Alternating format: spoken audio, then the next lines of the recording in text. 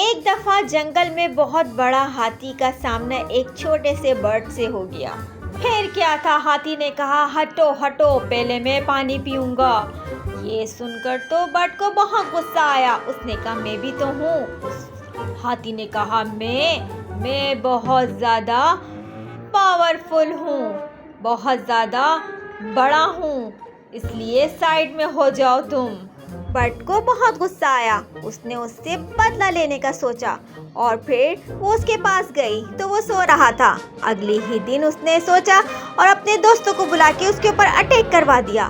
कोई उसको कहाँ से अटैक कर रहा था, कोई उसके सर पे अटैक कर रहा था, कोई उसकी नोज पे अटैक कर रहा था। वो तमाम बर्ड उसके दोस्त थे।